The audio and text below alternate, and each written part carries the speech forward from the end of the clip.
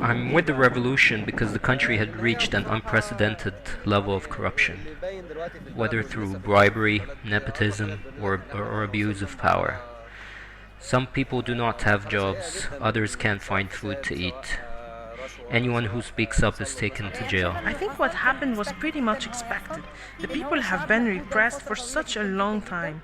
You can always see some of this repression released through different outlets. For instance, the African Cup of Nations football tournament. It always made me wonder why these people, why do they seem to have so much energy and a considerable sense of nationalism only when football is involved.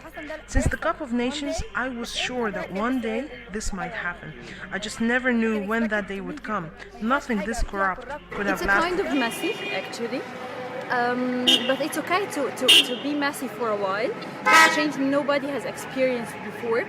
Nobody knows what's the right way to deal with the change going on right now. So, what's wrong with being messy? The most important is focusing on the main issue. What was this about? What we are aiming at? What kind of change we want to see in Egypt in the near future? They're ready, because the educated people went to Tahrir, and then the less fortunate people like us followed their lead. But it started off with the educated people. They were then followed by the class that is even lower than the middle class. Everyone is so happy. It doesn't make sense to say that this is wrong. Everyone is happy, young, old, rich, and poor. All of those were walking here back and forth.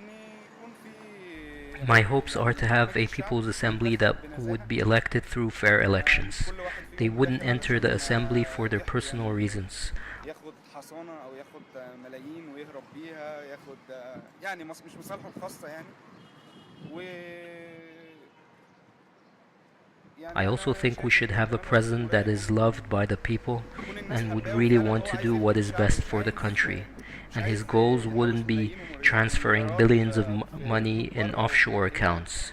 If he wants to save billions, he can just put them in our local banks, where it could be invested in our economy. If we are persistent, Egypt would really change and will change for the best. I really wish that we would have one, two, rather 10 presidents, and that we can change our presidents in a democratic way, and to have real elections, to have a real role for youth.